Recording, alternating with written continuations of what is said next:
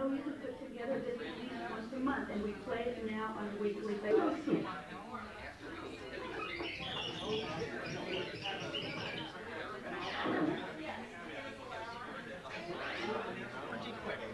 First, Ron, you may want to introduce your entity. No, I can't. Okay, can I be the ambassador? Where do you want me to sit, Randy? Yes, I have it. Reginald who? Randy? Randy? Carter, of course. Yes. And Ron? Go away! Somebody saw it flying.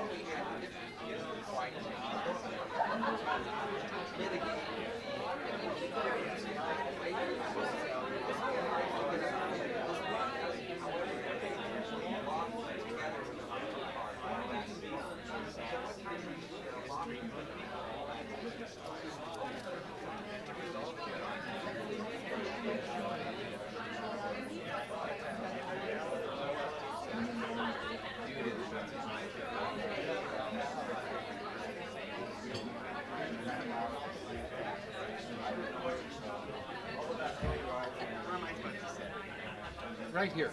Okay. How are you doing? I saw you in the back of the room. Second row. There were only 2 rows. Pretty good. Are you going back to Memphis or are you going back to...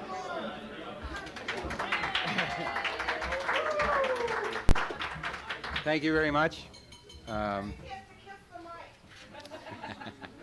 My name is Ron Wheeler, and I'm the president of MCAT, your host access facility. And I want you to know that we are very proud. Very turned on. I love you. Did that work?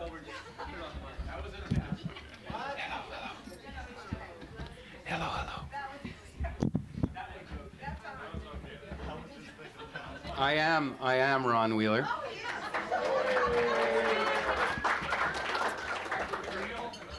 And I am representing MCAT, and we are your host organization, and we're as proud as we can be that you're here with us.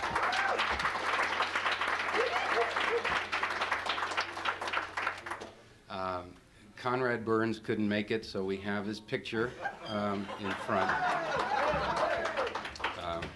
I thought it was Conrad Burns, but I've been disabused of that idea.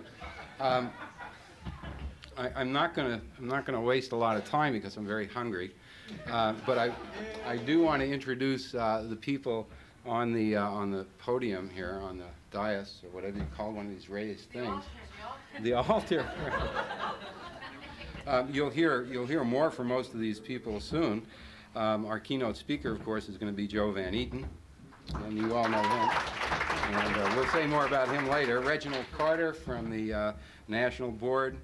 Brian Gertman, National Board, Paula Manley, National Board, and Brian, I think maybe you have a few people to introduce. Yes.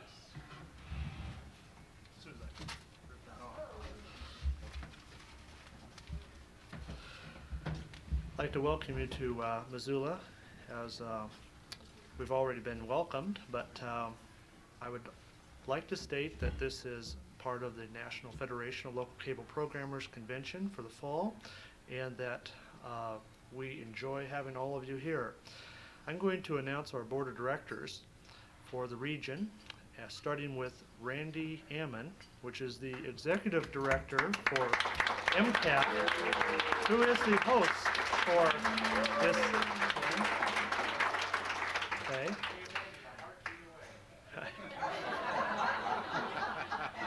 Bite your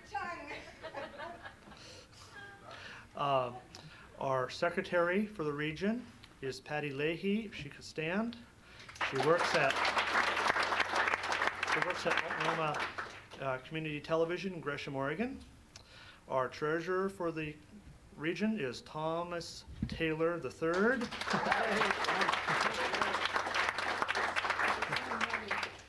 He's the director of AgeWise in Portland. Yeah. We also have other committee members, which include Organizational Development, Carol Burns, which is the Programming Director for TV. Oh, go ahead. Thurston Community Television Olympia. I'm going to take this opportunity to ask you for two things. One is if you are an NFLCP member and you really believe being an NFLCP member is a good thing and you feel you could persuade other people to become NFLCP members, then I would like to ask you to be a member of the Membership Development Committee. The other thing is if you are aware of some little place out there in the wilderness where something is going on with cable television, no matter how small, where there are individuals that have managed to talk their cable operator into accepting an occasional program, that sort of thing. And there are people that are isolated out there that might like to be hearing from us, and you're aware of that kind of information about some remote little cable operation. We'd like to do some outreach to those folks. Thank you. Next to her is Paul Simon. Paul is the Executive Director for Pocatello Cablevision out there. He is our informational services person dealing with the newsletter and all, Off the Wire. Yeah, we'll be editing and mailing out the Off the Wire newsletter. And trying to put a little committee together so anyone that enjoys writing or has any newsletter experience or ideas, I'd like to have you on the committee. Okay.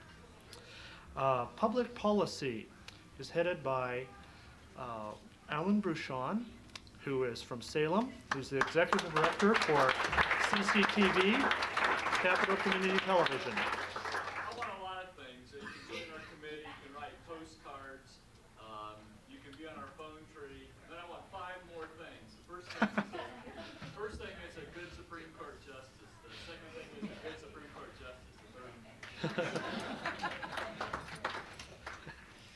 Conference planning is headed up by John Glasgow. He's the Executive Director of KLTV, Longview, Washington.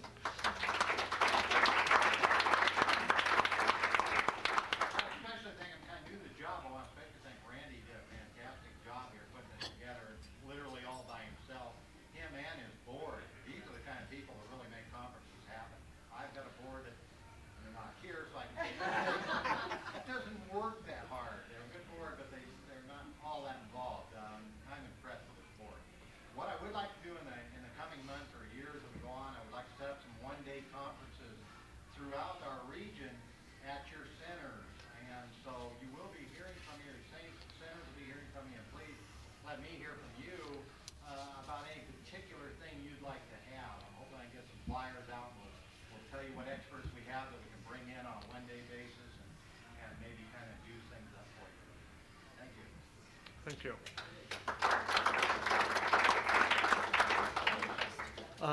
Person in charge of equal opportunity, Robert Swanson, which is the executive director of Toppenish Community Television, was not able to be here though, and so I have asked.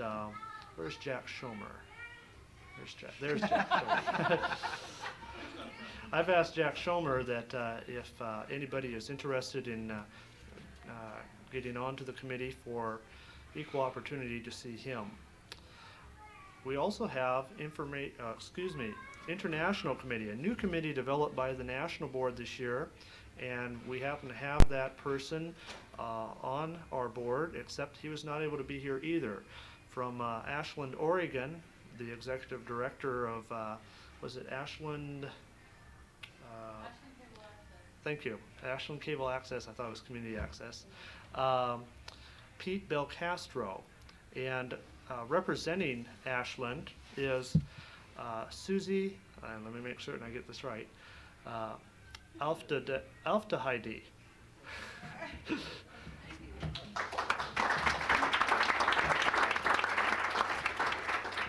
not Pete Castro, but we are having the next Northwest Conference NFLCP in Aspen in May 1 and 2, and we would invite you all and all your friends to come to our beautiful city.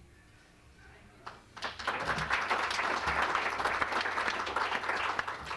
you. Yeah, so that completes our board. If any of you are interested in talking with them after the while dancing is going on, make yourselves available to them. Thank you.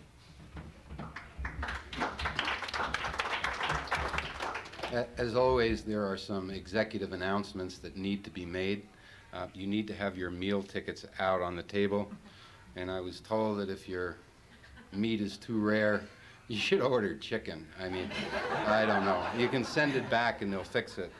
And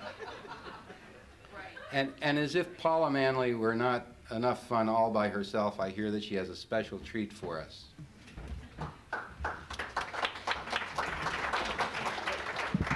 Thanks.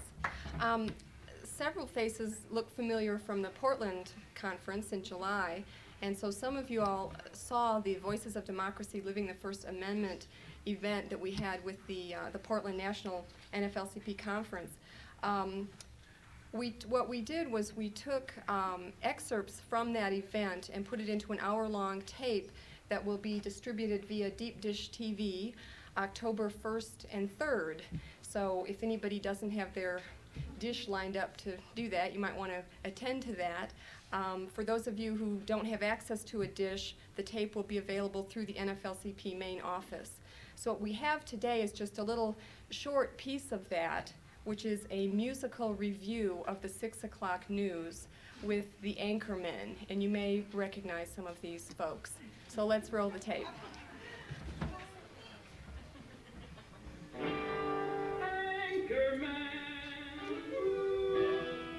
I'm your favorite anchorman. I'll be true to you. I'm the first bird, and I'll have the last word. Once my sponsor, tell me what to do. I'm your anchorman.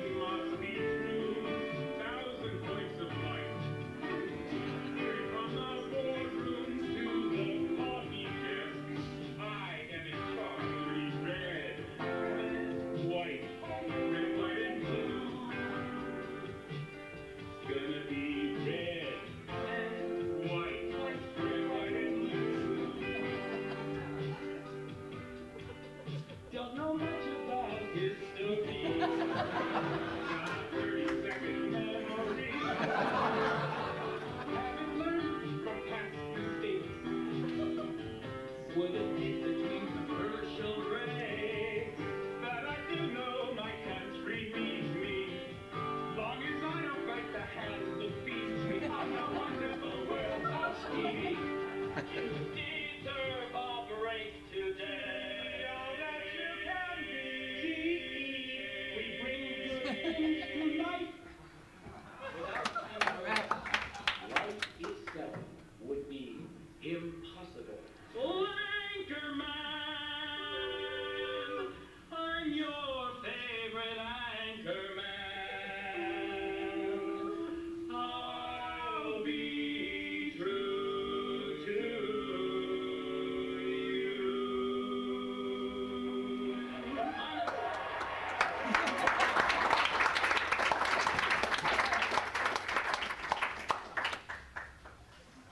Right. I think we get the email. Let's eat.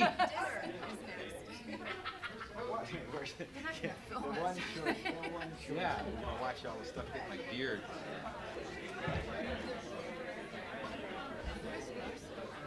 Yeah.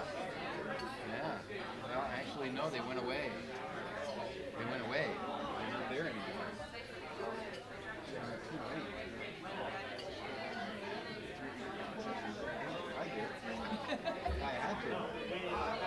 I didn't find out until 4 minutes.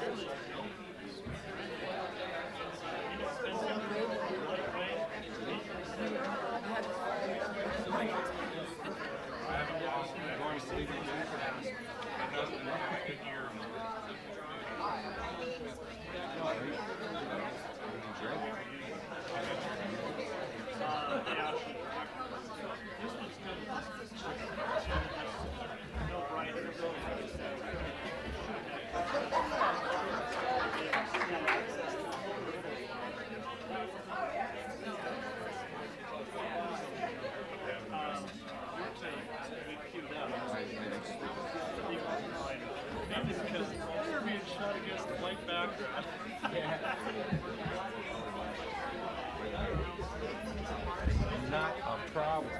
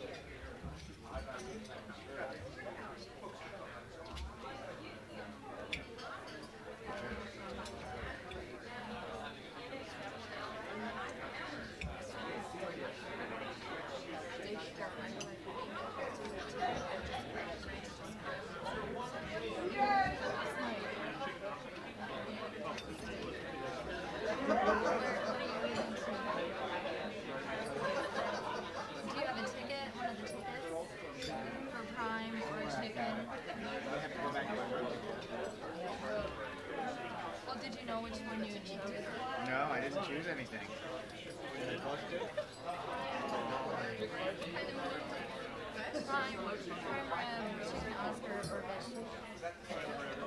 Randy probably would have taken her.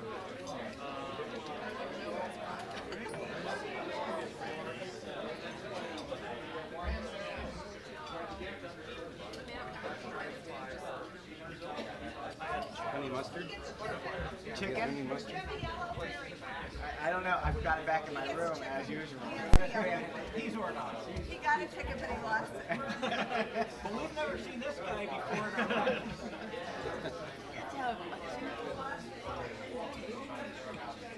Well, I just do what they tell me. I don't really know. Absolutely. I'm only a figurehead. The real power, nobody knows where the real power is. Sort of democracy, Discuss it. Well, they should. I think I know why you're saying that. Well, I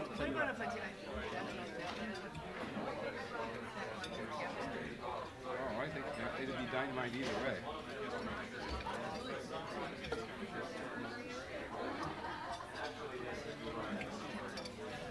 I spent 2 weeks walking in front of the other red line when the major strike. I walked with him for 2 weeks. Some of them were cute. It had nothing to do with it.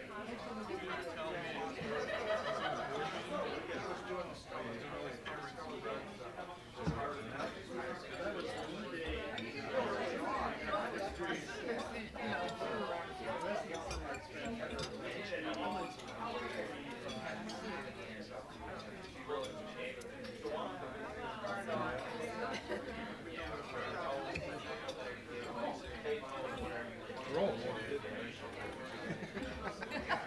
Lumps is red, Yeah, that's true. Those are rye. What was it? Plastic glasses. Not grass. Well, rye is grass. It tastes like what they put on my Fairly cheap. Dill. There's dill in there also. It's wonderful. Almost plastic.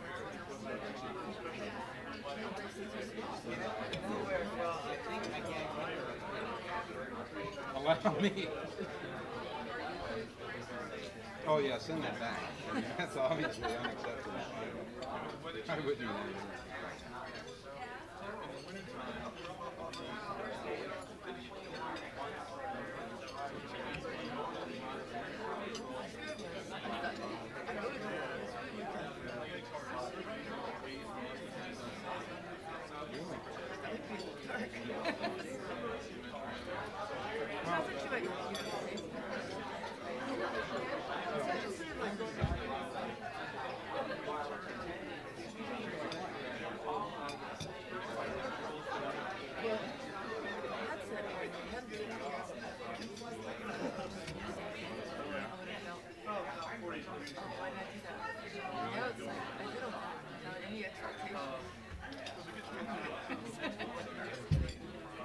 Well, let me tell you, it's going to be a lot better than my picture of Howard Burns.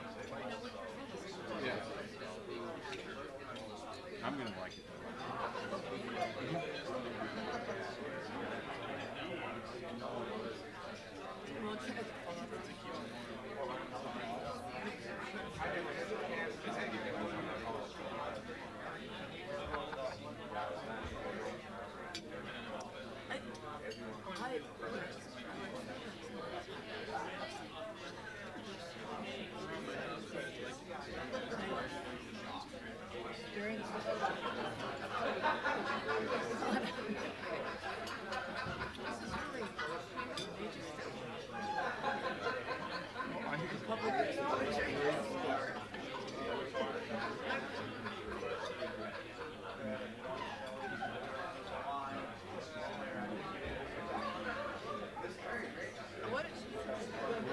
It's a yeah.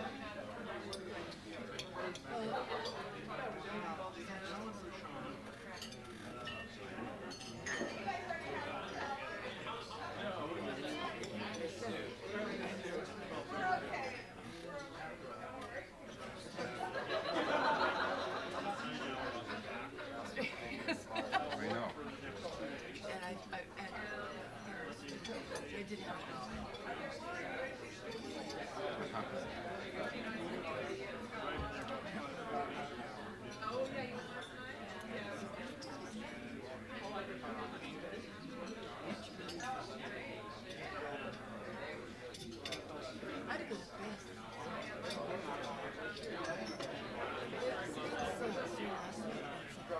know that that's this week. And then we're gonna have a sale. Audio, CD, and video. All single, but Oh, really? Really? and so some of those are like $2. Yeah. So I bought one of those. Audio, video, and CD. Yeah, right. Eventually I'll have Oh, yeah. well, it didn't. It gave me this thing that I would get at my house. Well, then I bought.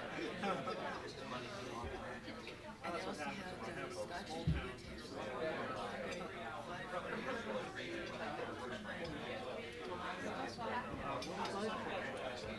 five with aces. Spent most of my time trying to figure out which one. Let's go, laces. No, I wanted. That's serious. I understand. You know I'm not there are making no, you are not making this up. I know that. But I said this. It is. Actually. I wish I'd been there. Oh yeah, it's such a good deal. She said, you know, everything was on sale. I said, oh yes, I planned it. It was not an accident.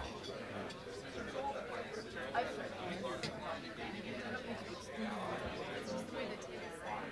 Yeah, Well, it's really strange. no, I don't like. I can't I have never. reach over here at all. Close.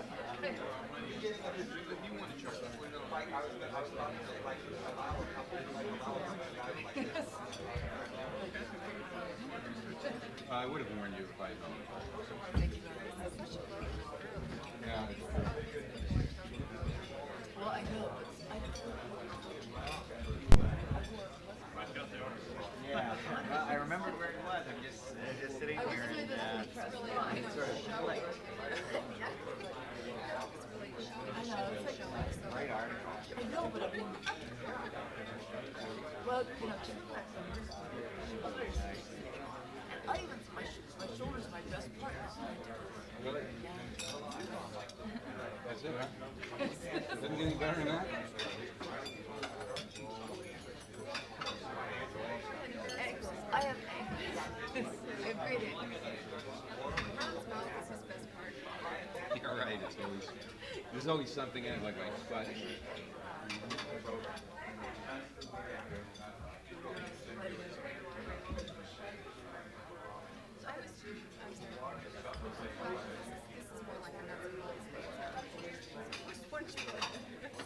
No.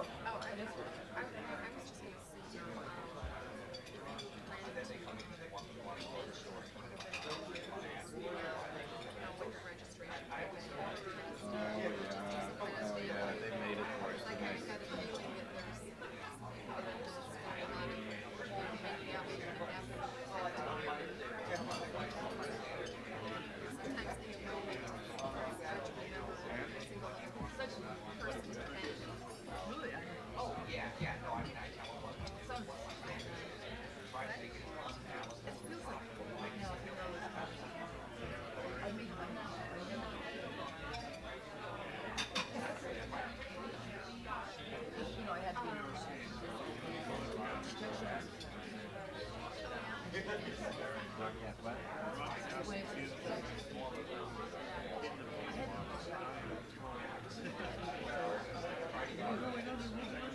Yeah.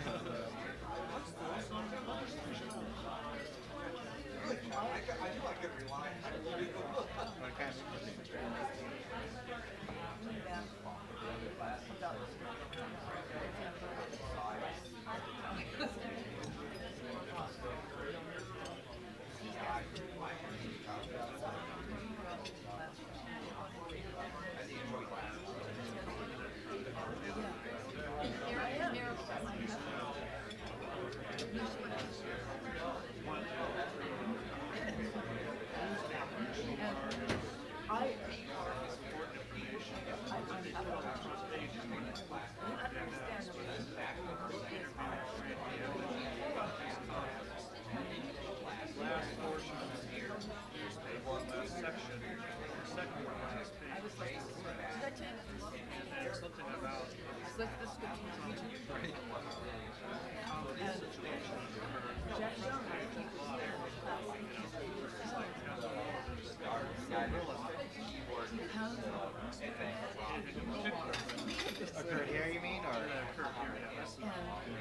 told her today. They had interviewed Randy. Where they located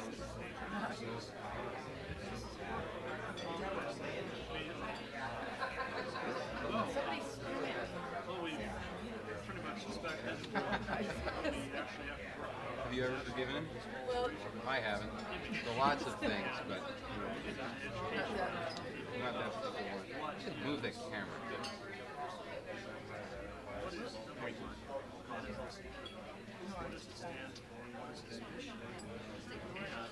Yeah. I assume you know, this one.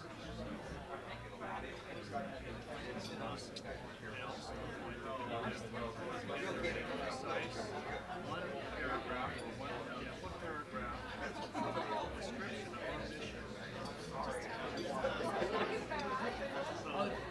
first thing I tell you. They had a mic sitting up on the front end, and I really don't think I should where they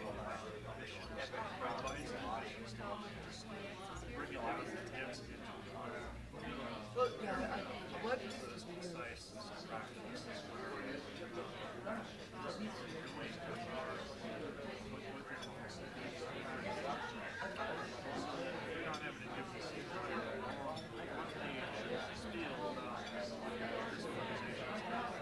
Which encompasses a lot of things, but to be concise, the average American has Oh, okay. Yeah. Yeah, I think that's right. But there, then they can realize, okay, this is what this organization stands for. This is what it's trying to accomplish. And I'm interested in joining that organization, getting behind their mission. Yeah, I think that's right.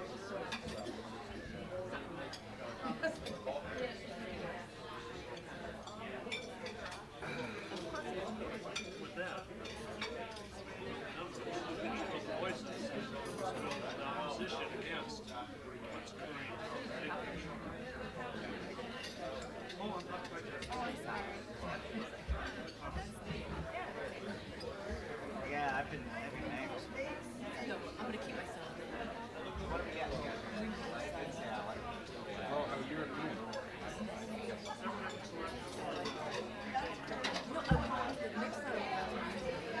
I know. I wanted to talk to you about that. I knew it would be. What else do you have? Why did you take me? Go on.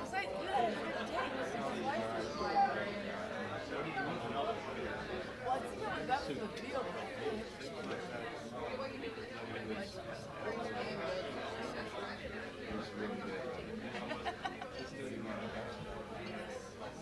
Yeah. I've been meaning to go back down there. Yeah. That's the time I told me shut. Say that with a spell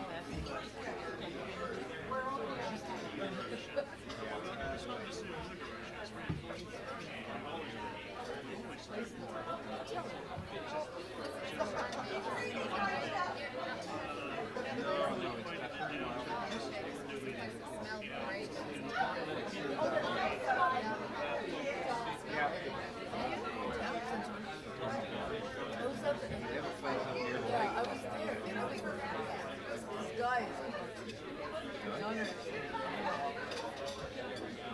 There is a place that's really in Stevensville, Montana. It's right on the highway in the middle of the Bitters Valley. A little one-story red brick square box like structure. And it says Breeze Deli and Cafe. Yeah. They open 3 meals a week for 3 hours at a time. Obviously, you need reservations. They serve Italian food. I really give them a dispensation. I really like it. Good service. Thank you. Really? Oh, really? That's great.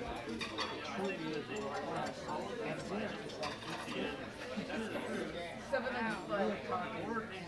$8.95 to $11.50. Those amendments. But it's sort of like a deli.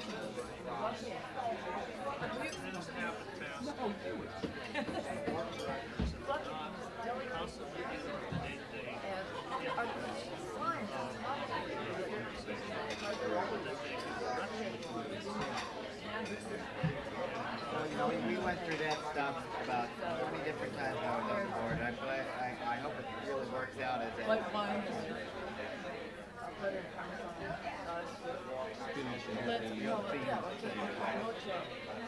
No change. We should be saying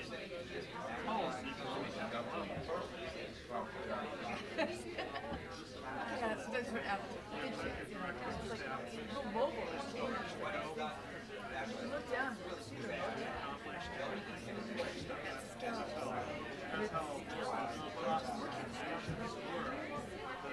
I got scouts.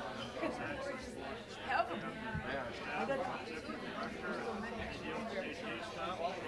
Let's see. No.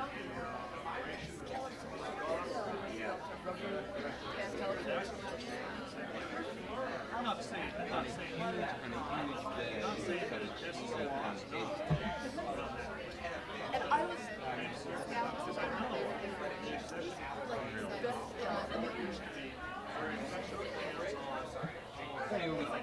didn't have I have to tell everybody because obviously this man is going to be locked up. I didn't get back. Obviously, defending the family. now we're in a different position. We've grown up.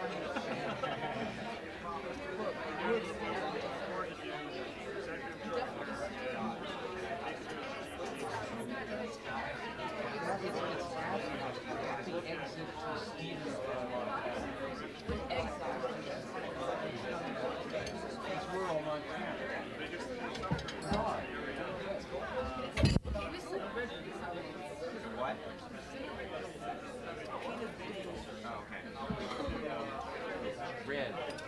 Red grip. It's really advertised.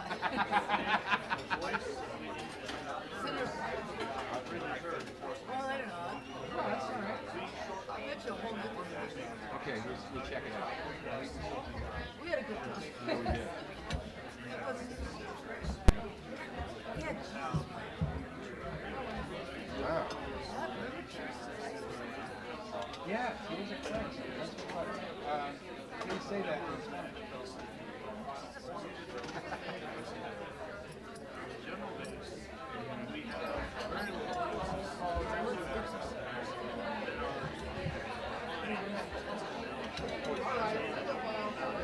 We have to wait until everybody's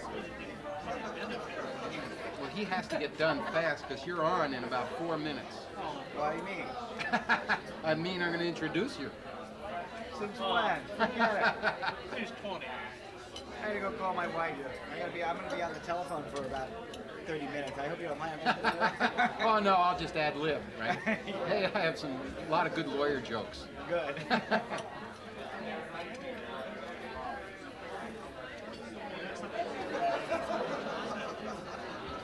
We should Bruce writing. right. Yeah. Did you come from Central State? You did, didn't you? You came out of Central State, didn't you? Oh, no one can tell this one. Well, Northwest has shown tremendous improvement. I mean, there were only 6 or 7 people here. Well, beat him up. He deserves to hear about it. I mean, I don't know how long you've been. I'll tell him from here.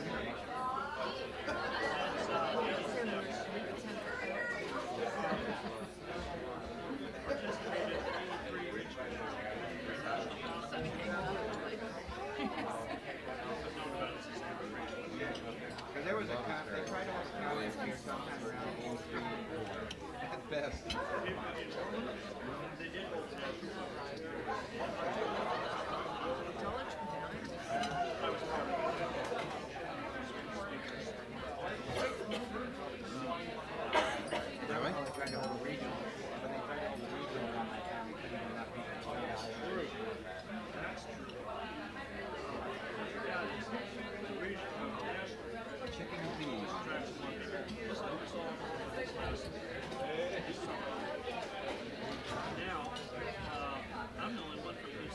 What? It's not that you want to I think that would be very dangerous here.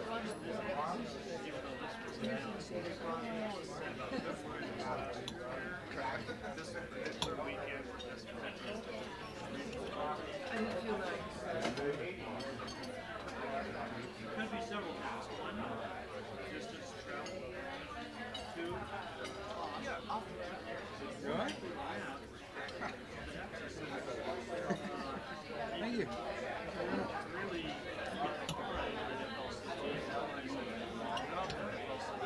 Better watch it. Selfish.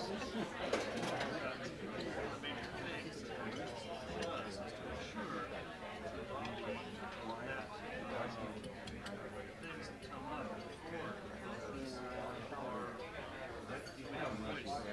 otherwise and their doors closed. A couple weeks later.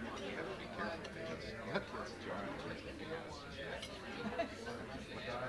He was not in Britain. Well, he does. I don't think you can underestimate the effect of distance. Yes. And I attribute a lot of that. I know there's some cheap flights here. Oh, nice.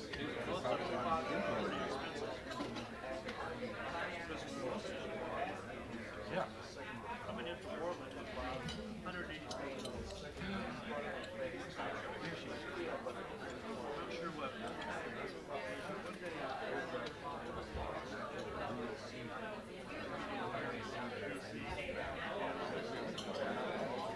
Well, I haven't given you guys a ticket. You don't know. I swear I don't know. I had to figure it out. It's 600 and something bucks.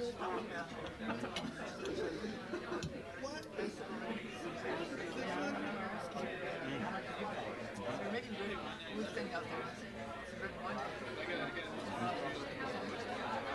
That's red wine. Remember, I'm going. Remember here and then back to DC. The best I can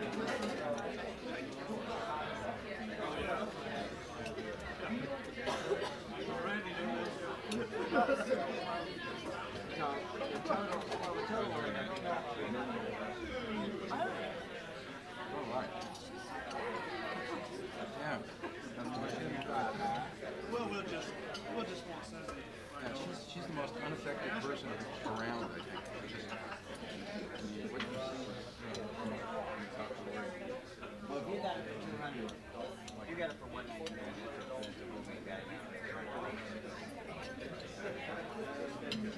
But it cost you more than 199, right? It cost you 200.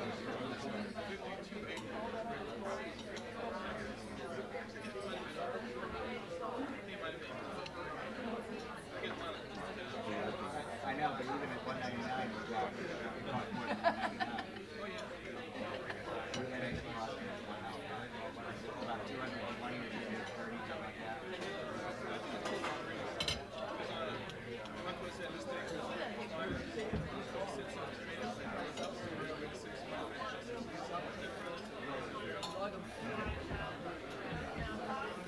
Yeah, but I mean,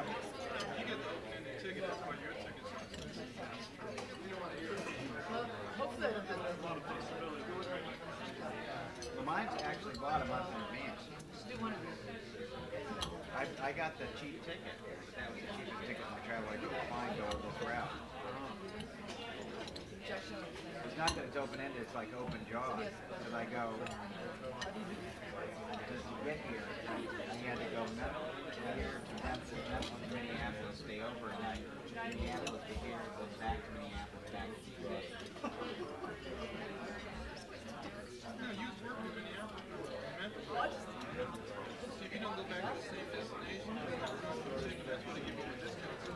Right. Right. That's how you can tell them, I got the cheapest open-ended ticket I could get.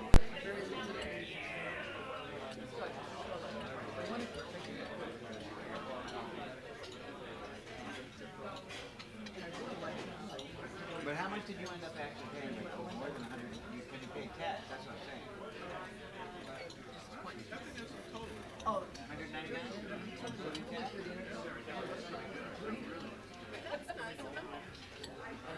yeah, he's the wife said.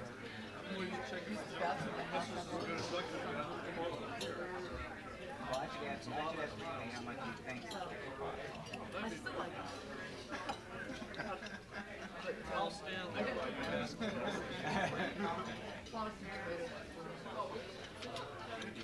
My God, you took it. Was that the punishment for the crack? Well,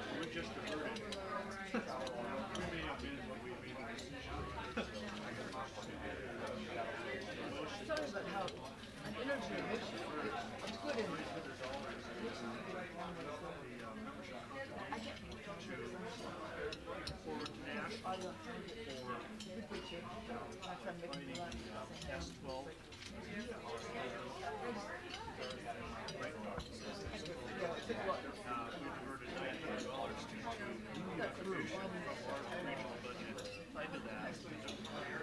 I'd shake it up a bit. I needed 3 ounces. Deal with this region's contribution. Well, I think we'll make an amendment to that motion. On camera, just like, No. a lot of fun. On camera, it's just like,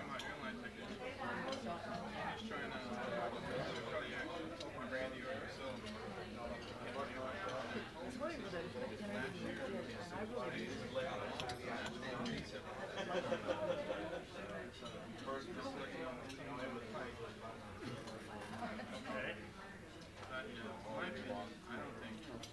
You have your entourage. I was stupid, but I trusted enough to picture what I needed, just sensitive enough, It's important. And, Try to make it really personal video. well, I think it's a great idea. Make personal evidence. We do it all. One person, interview, camera, audio, well, it's just editing. the silent invasion of Toronto. It's too long. Yeah, but you always want to solve it. You can't blame somebody else. Right. That's why I would never do anything like that. You guys hear it? I can do about Catholicism. Minus 900. And what about this? Maybe a point. You can always confess. You just can't get absolved. We also have to raise some money to office expenses for materials for Anyway, great body. We're in front of the budget. Yeah. What great body.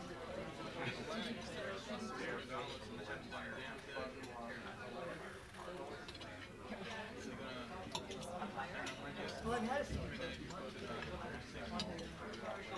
Who made It it? took me so long to figure out that you don't have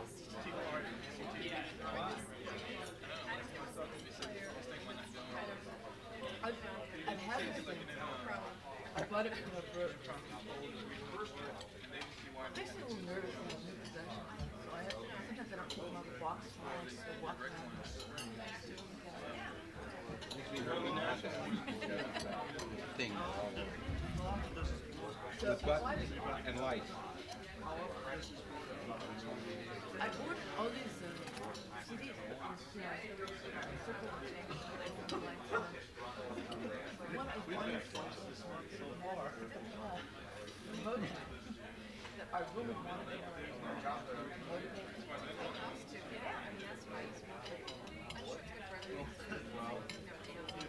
Well, it's great. I want a house with 2 lights. Order but I think it's That's a good one too. I put it on MTR. I heard about it. I listened to that. Yeah, that was a great one. Well, I had it I have it. See, Yeah, I saw that, but I couldn't remember where I made a connection. you've probably seen it on Bookstars. I mean, it's been up for quite a while. Yeah, but no, I had more of a connection. I listened to some of it on the radio.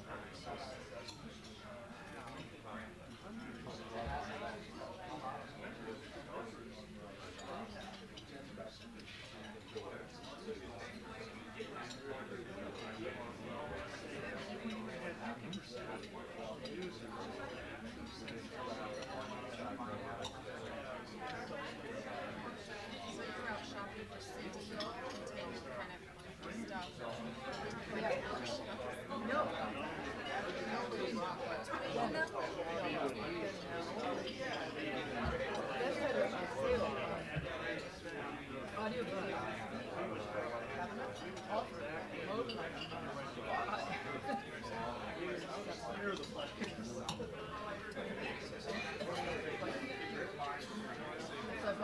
Well, I have been planning since late August.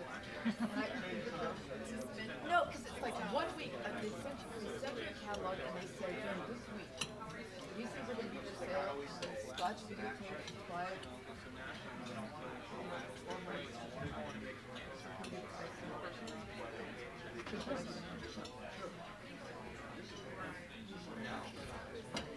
Anyway. Yeah. Police all over the road. There were accidents. Yeah, this afternoon was like. Football game. Well, and football just came out here was.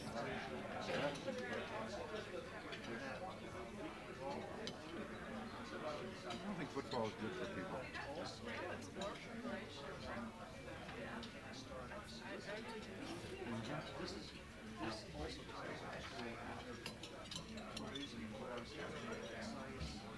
I don't like this town when it's a home game.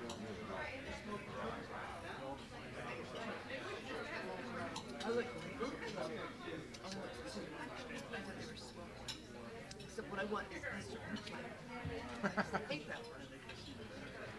You're talking, you're getting some coffee, you're doing something, and some great thing happens. And, you know, it happens. I want you to do it. I'm sick of this. Turn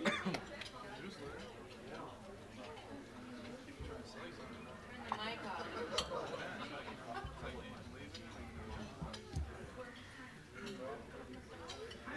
Did you hear everything? Not yet.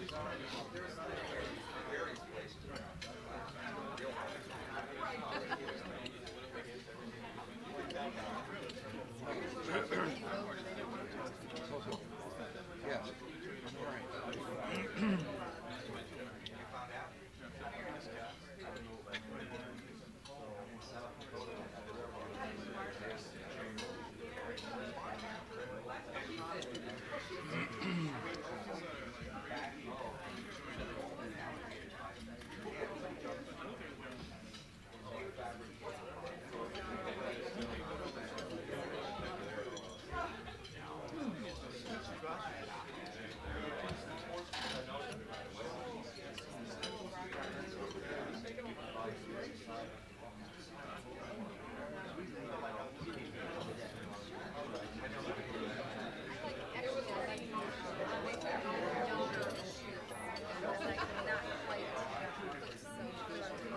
I like asparagus. No. I eat broccoli because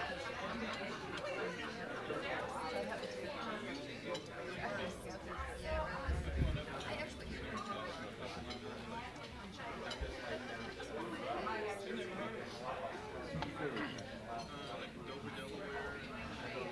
Well, I went to.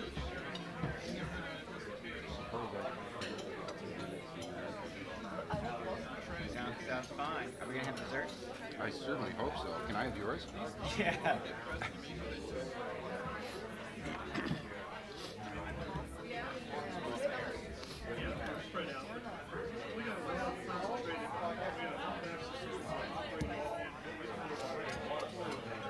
You have been unaccosted for too long, and I'd just like to share a couple of thoughts with you. The only thing that's really better than sitting up here and so everyone can watch you eat and do whatever it is you do is that you also get to thank whoever you want to thank. And I'd like to thank a couple of people who have not yet been mentioned, and they really do need to be mentioned. Betty Ammon and Barbara Milhouse have been working hard for a long time to put this together. Barbara, in an organizational capacity, better than anyone I've ever seen operate before. And Betty has been doing yo-person service, getting people registered and to where they need to be, and keeping us up and together. Bruce Whitey has been in charge of the taping crews. I don't know how he remains calm, but that's sort of a miracle that someday he's going to explain to me, I think.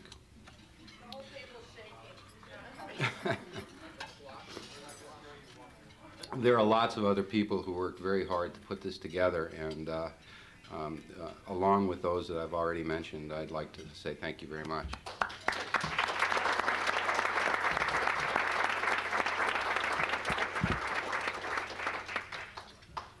Everyone knows Joe Van Eaton, an attorney with Spiegel and McDormand, has been the legal brains for the NFLCP for more than 10 years.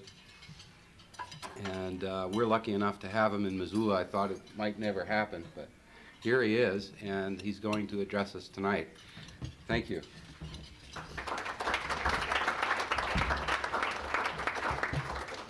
Thank you. I'm really happy to be here speaking before the best region in the NFLCP.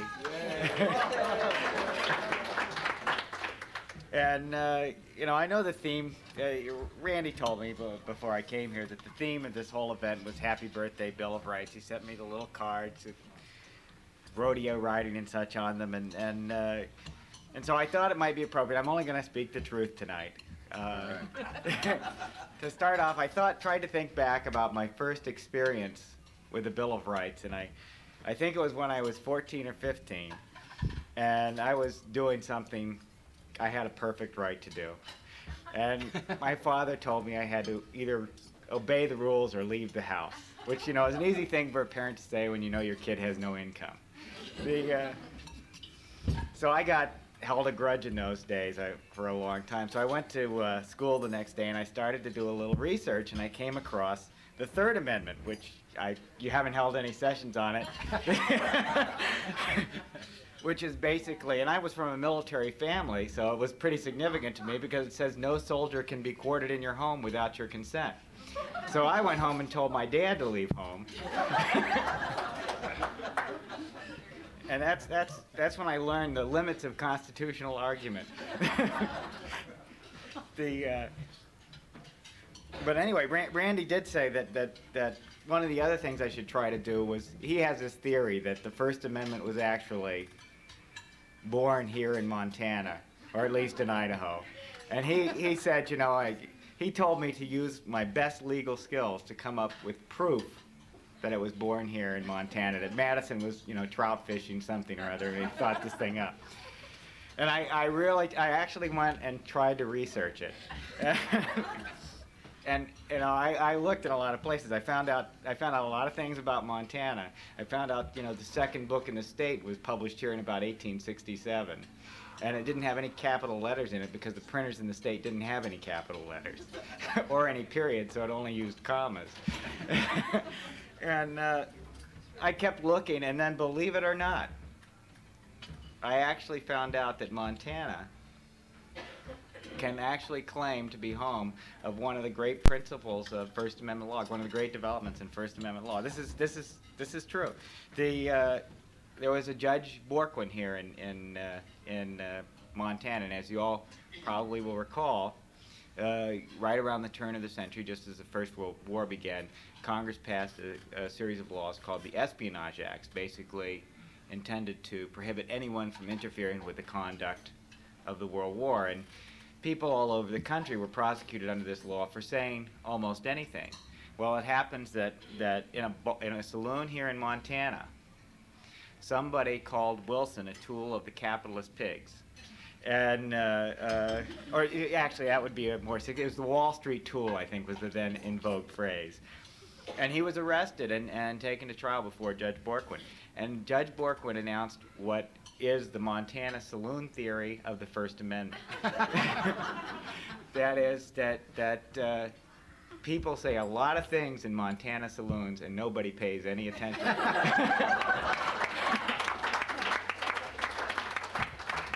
That was only one part of it, though. The other part was that if the speaker wasn't shot on the spot, there really wasn't anything government should do about it.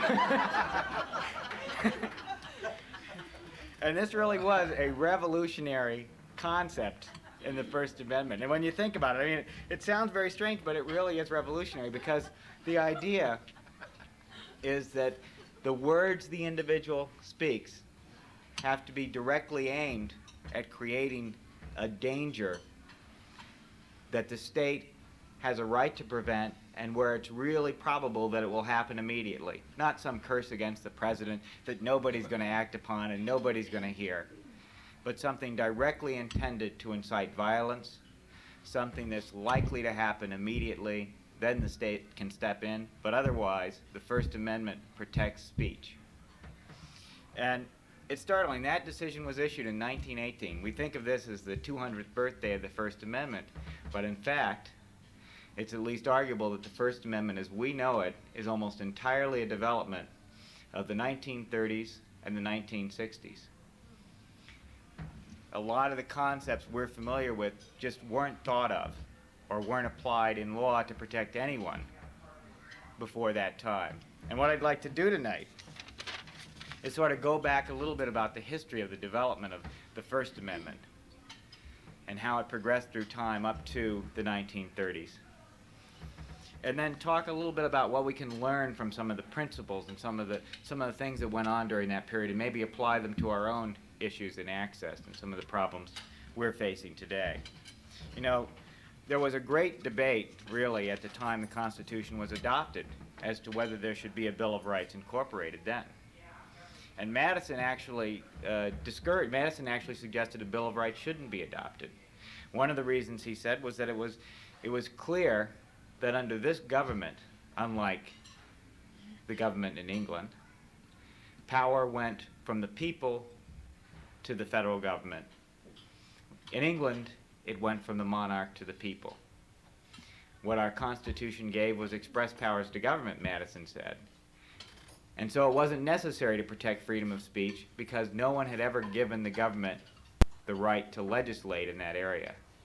And he said, if you put in the Bill of Rights, if you put in the Constitution something about speech, somebody in government's going to get the idea, well, it says no, but maybe I can do something about it. It does mention it here. Maybe he was thinking a little bit more clearly than one could have imagined. But he found that the people wanted the guarantee. And so he and other Federalists moved to create, shortly after ratification of the Constitution, a Bill of Rights. And he proposed it originally in 1789, and not in the form we know it today, in a way which really emphasizes, I think, the importance of individual expression, not just in some ways abstract expression. The way he actually framed it was that the people shall not be deprived or abridged of their right to speak, to write, or to publish their sentiments, and the freedom of the press, as one of the great bulwarks of liberty, shall be inviolable. And actually, in some ways, I like those words better than I like the way our First Amendment is written today, because it does so emphasize the role of the individual and of individual sentiment. But there was a great deal. Clearly, the First Amendment is the adoption of the First Amendment was important for many reasons, and you all know them from the history books. You know of the importance the framers put on the individual, of the importance of speech to the growth and development of government.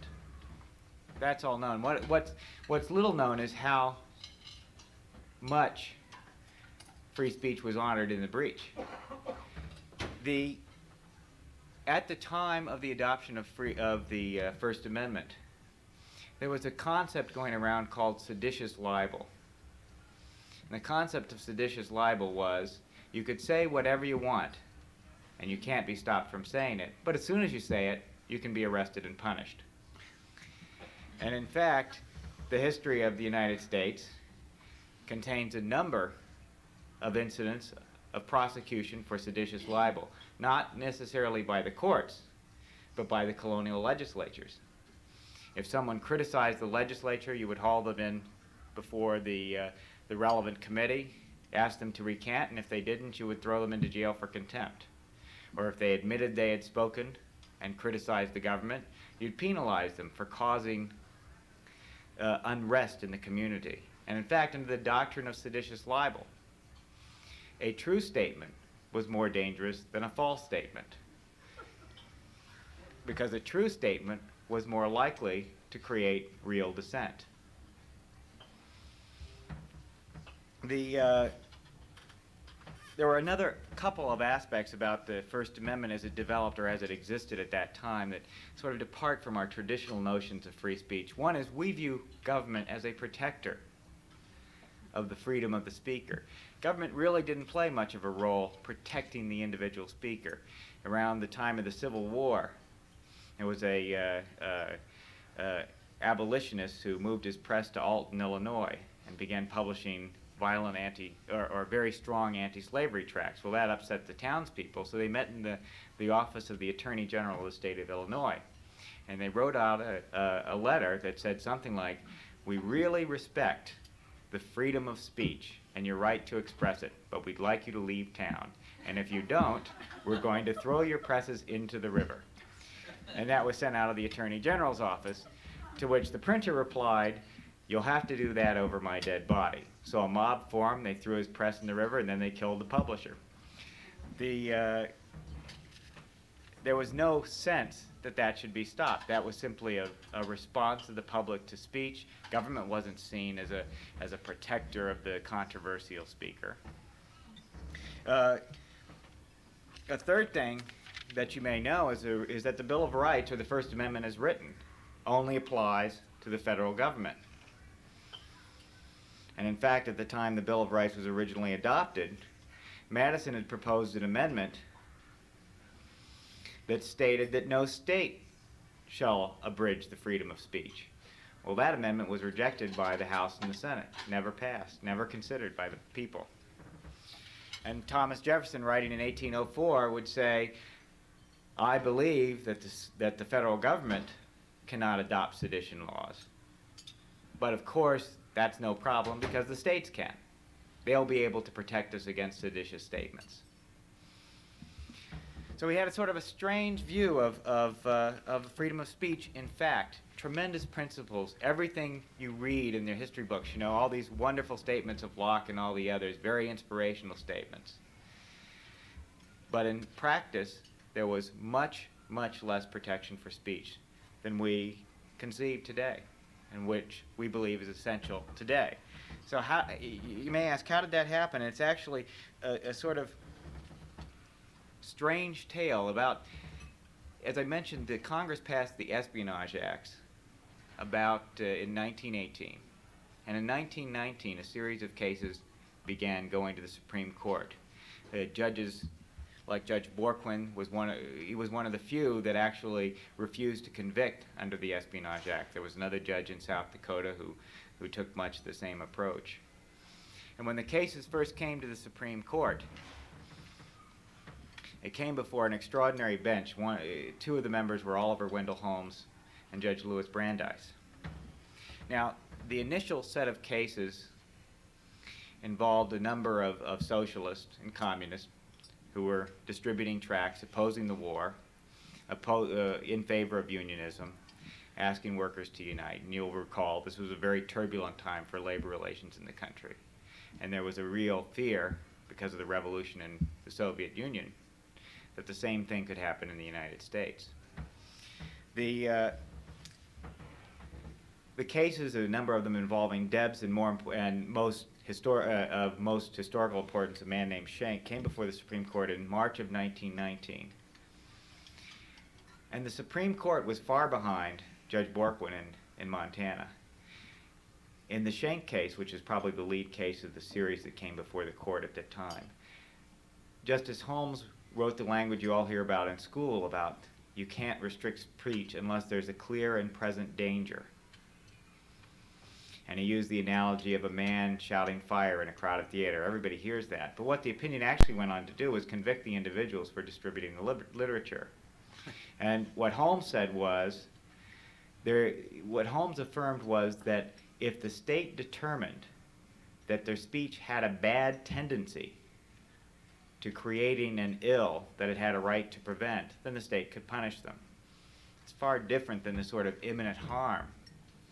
It's more like, well, if they say something that might be construed to somewhere lead to a problem and the state has a right to stop the problem, you can punish the speech. And that's the way the speech first went forward. Those cases first went forward in the Supreme Court. Those are among the first First Amendment cases to reach the Supreme Court in this country. First Amendment was not considered a very important social value prior to that time. It didn't really make it to the court. Those issues just weren't considered. Then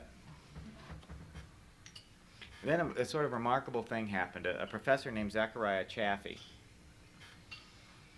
decided to create a First Amendment myth.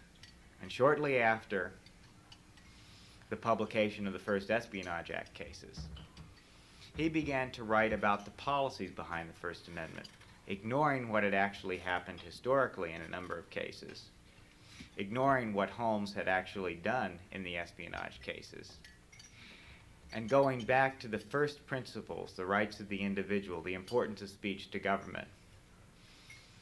And he talked about those in an article about free speech during a world war. And then he took Holmes's language and said, this language about clear and present danger really means that you can't punish speech unless it's directly intended to incite lawful and unlawful action. And in fact, there's a dangerous probability it will do that. Completely reversing what Holmes intended. But the strange thing is, Holmes read the article. He started getting letters from friends. He began debating it, and 4 months later, he began writing. He accepted the article's definition of his own opinion. He began to, and he and Brandeis proceeded to write a series of stunning dissents protesting other convictions under the Espionage Acts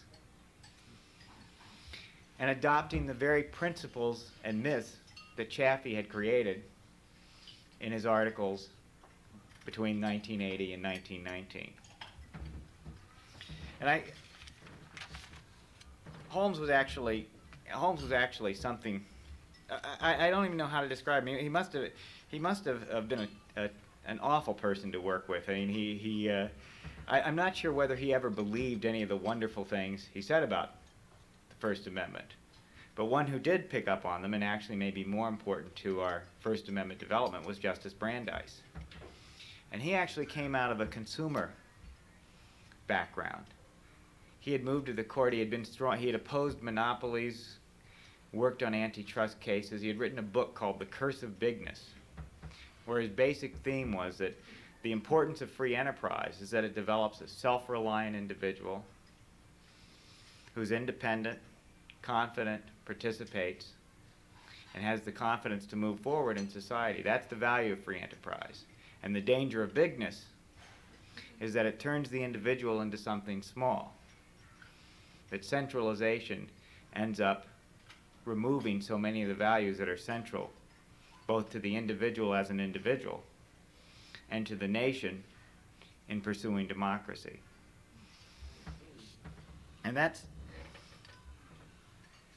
he took those principles that he had learned in antitrust law, that he had applied in battling the huge corporations of the time, and applied them to free speech.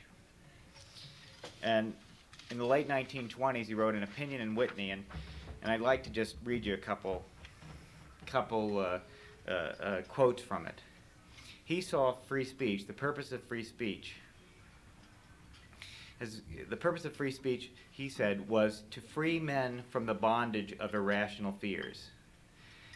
Fear of serious injury cannot alone justify suppression of free speech and assembly, he wrote. Men feared witches and burned women. If there be time to expose through discussion the falsehood and fallacies, to avert the evil by the processes of education, the remedy to be applied is more speech, not enforced silence. He believed that free speech promoted personal happiness. And he believed that that personal happiness, that personal freedom, was indispensable to the discovery and spread of political truth. And he went on to suggest that the exercise of free speech is a duty as well as a right, because it is so essential to the well-being of the nation. And that was the essential. So by the 1920s, the very foundation for what became Supreme Court doctrine in the 30s, was applied by the Warren Court in the 60s, was laid by Justice Brandeis in these dissents. And let's consider how those relate to where we are today and what we are doing today in the access community. And I'd like to talk a little bit about what, in a very simple way, what are some of our problems in the access community. Well, the basic problem, as I see it, is that we've got a tremendous resource, and yet it's horribly underutilized, and its potential is not even close to being realized. I know many of you run wonderful access centers, but we all know there's about 1,000 access centers in the country and about 10,000 communities in the country. Thousands of people have no access to access, and thousands of people do not even know what access is, except perhaps what they see on Saturday Night Live. They have some sort of idea that it's out there. And we can begin to think about why that is, and one of the reasons I think that's obvious is that access users as a whole have never been able to truly develop legislative power. And one of the things I hear when I come to conferences, people are always asking me, can I sue somebody? And I'm always happy to answer that question. Of course you can sue somebody.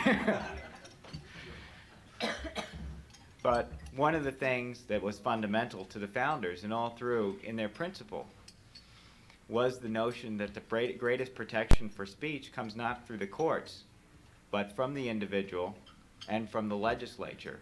And ultimately, you have to count on the legislature to protect those rights. You have to be willing to enter the political battlefield and win there.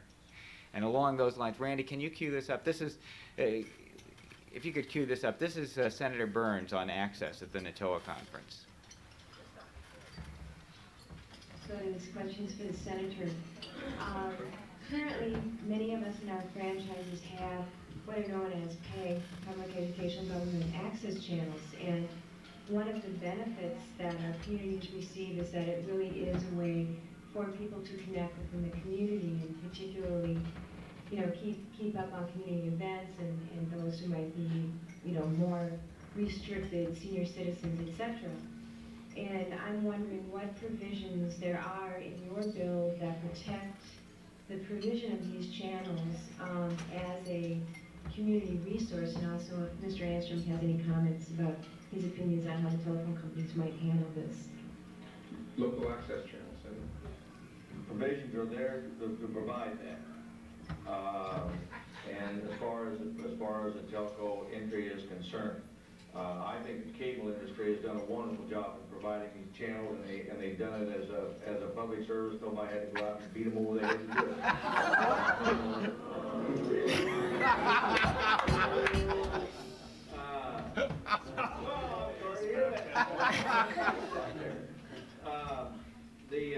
But the public access, still the same rules will apply.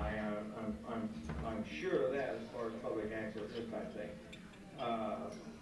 And I think given the cable industry, the way it grows and the way it goes, I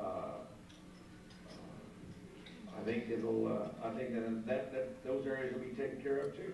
as new technologies come on board. It can be done. You gotta get somebody to pay the freight, you know. Could you be a little more specific about the protection of those channels and how the technology, how you anticipate that the technology will deliver those channels? Well, it's just exactly like the way the cables do it now. They're, in other words, we have the must-carry clause, and I tell you where we have the difference. I'll get this little thing started as far as must-carry and this type thing. My bill is you have the option as a broadcaster or as a public access. You can either go down there and try to get paid for your signal, and if you choose not to, then they got to carry it. If you choose not to take any money at all for retransmission, and I think that's kind of what I'm not really sure what the broadcasters kind of want. Maybe they want a little money for it. Maybe the networks are making a big stink about this. I haven't. I know I didn't like the idea that CBS comes with must carry, must pay. I didn't like that at all. But public access, pardon?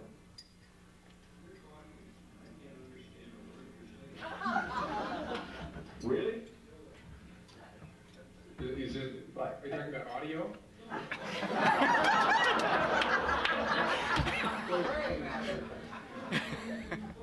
Well, I don't know how we deal with it, but on the public access now, in my access and my education people in Montana, will have a must-carry provision.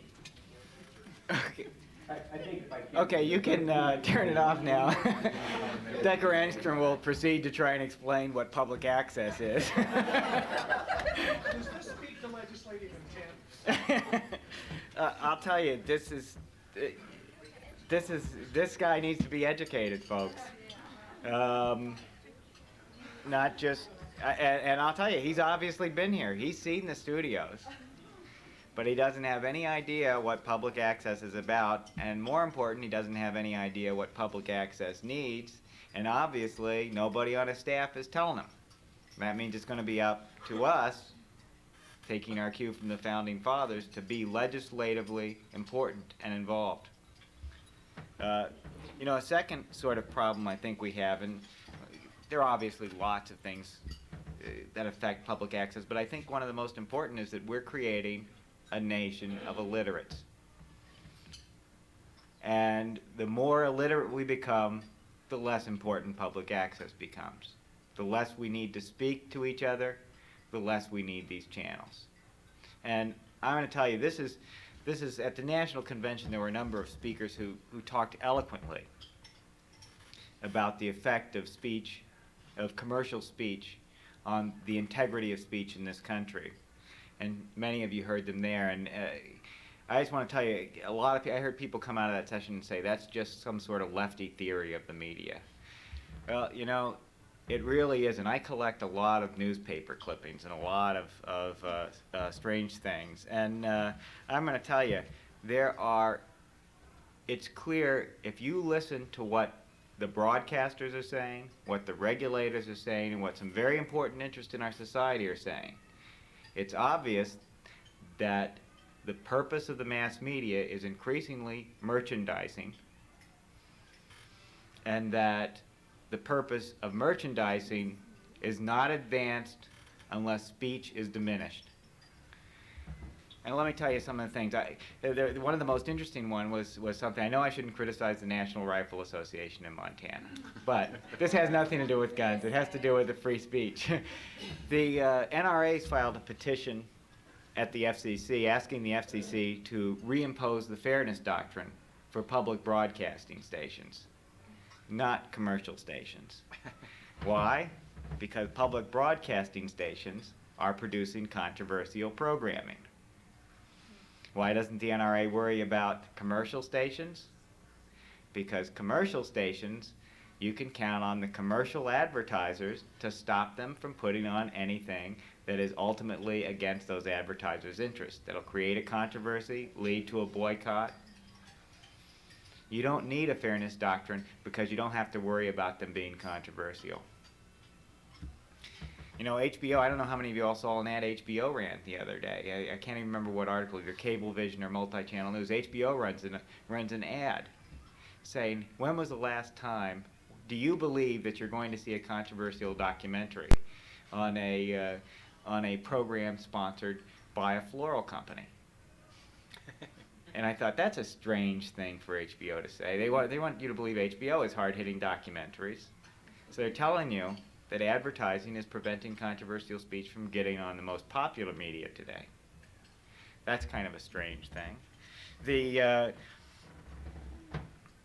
I look at the FCC's policy decisions, and I see that the #1 policy imperative for the FCC, and actually a policy imperative that's driving many things on the Hill, and if you listen more to Senator Burns' speech, you'll see this is partially what's driving him, is the notion that we have to have a policy that makes our communications companies competitive in world markets for selling hardware, HDTV, all those sorts of things, and software, Knots Landing, Dallas, that sort of thing. And that part of our policy is to create these large conglomerations of companies precisely so they can merchandise better without regard to their obligations to the public interest. And the most interesting thing I saw, I actually found today. I was on a plane. I came here by an odd way. I came from Memphis to Minneapolis to Missoula, and I got to stay overnight in Minneapolis, and I picked up the Star Tribune. They had an article about Business Week, a cover story in Business Week last week by a former ad manager, writing about the purpose, how ad people viewed the mass media. And this is what he said. Advertisers have no functional concern with the meaning or consequences of mass communication except insofar as it provides a mechanism for the delivery of their messages to prospective customers. That doesn't mean, he goes on to say, that advertisers don't have control over content or don't effectively, not direct control, but don't have an effect on the content of our programming. The media are so laced with advertising, he wrote, that some of it is so meretricious in its style of argument that it desensitizes us to the absence of integrity in human discourse. Media content has been driven primarily by the need to maximize audiences for sale, rather than by the desire to communicate the truth about our world or express deep thoughts and feelings. That's an ad exec writing. So these are tremendous forces in our society. And I think one thing we can learn from the history of the First Amendment and its development is how powerful the First Amendment myth is as a counterforce to these sorts of forces. An extraordinarily potent one, so potent that it led one of the leading jurists of our time to change his point of view in the course of 4 or 5 months. And so I think part of our job in the access community is to reinvigorate those principles, to make them part of our mission in a very fundamental way.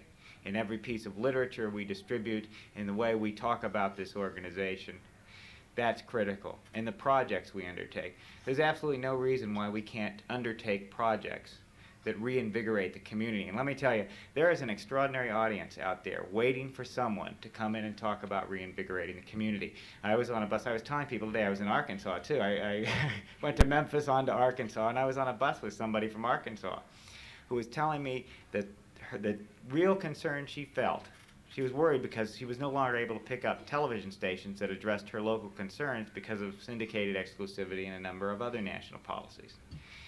And she was telling me that the thing she missed most, or the thing she felt most, that she was worried she was losing her community. Not just her local community, but her state community. And let me tell you, folks in Arkansas believe in that state. And I suspect folks around here believe in this state. And that loss of community on a local and on a state level is very deeply felt. And we ought to be thinking about projects we can do that will show that access is the reinvigorating force. It is part of the solution. We had talked at the National Convention about every access organization. You know, we spend a lot of time sometimes trying to get congressmen to write letters, write video letters to their constituency. Maybe what we should be doing is going out to the constituency and writing video letters to the congressman. We talk about the absence of debate. You know, we've got schools. 17 and 18-year-olds are the best debaters in the world. At least that's what I believe.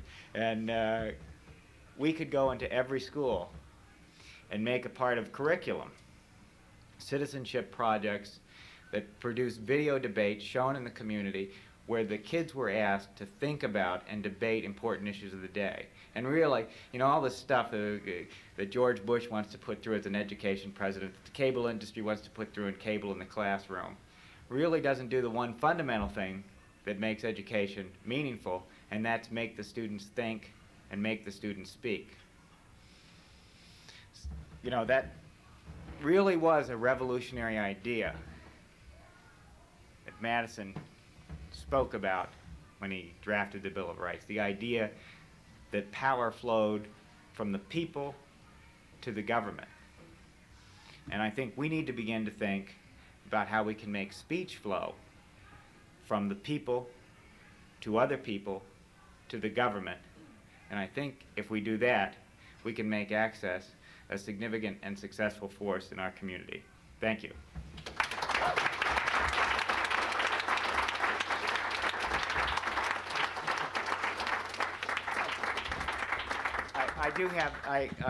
I demand a couple things when I come to speak. And one, Randy, could you come sign something for me?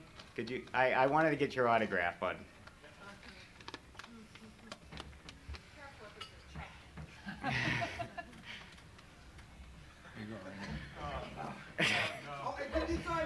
I'm right here, Randy. Hey, Randy. Come on. The First Amendment should come.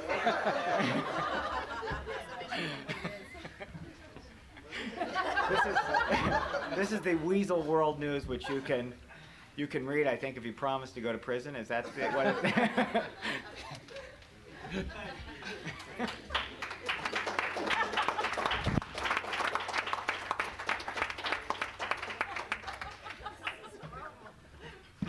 I just want to thank Hellgate High School and Proline for giving us some of the equipment that we've been using today.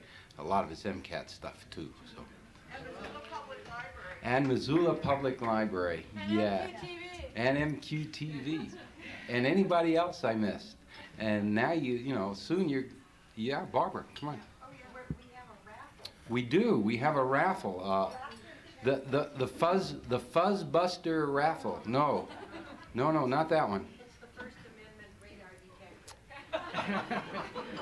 So you can go home safely. Right.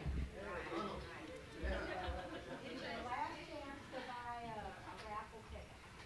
How much is a raffle ticket? Only 50 cents. 50 cents. I'll buy it. Gene Bernofsky. I think, fairness to Congress Burns, most of you here probably don't know, but last year during hunting season, he was involved in a terrible accident. Apparently, he went hunting with the group, they were going bird hunting, and he was mistaken for a pheasant and shot in the head by a 14-year-old. Barbara.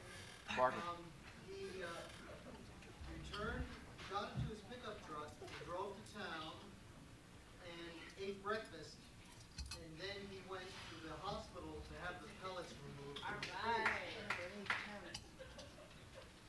Right? Is this right? I'm not making this up. And I understand that ever since then, How many did you it's want? been very difficult to understand I wanted one. what he said. And this tape was made shortly after that accident. If you want one.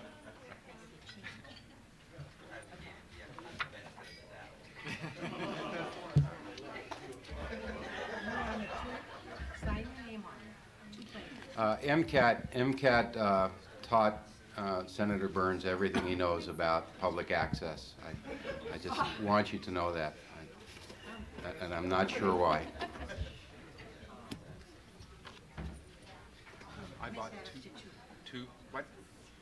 What? What? Sign it. Sign it. Sign it.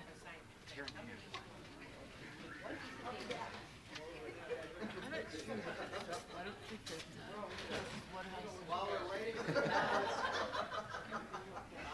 request that tomorrow morning at 9 o'clock, anybody that wants to meet either on the salmon project or the Oregon tax project, we can meet, I don't know where, but we'll find a place. Meet in the lobby and we'll settle and talk about it. You want one or two? She's got the money on it. Bring me two. Where did my pen go? So where did my pen go? I think the weasel took it. You got my pen. Did you need one more? No, you took two.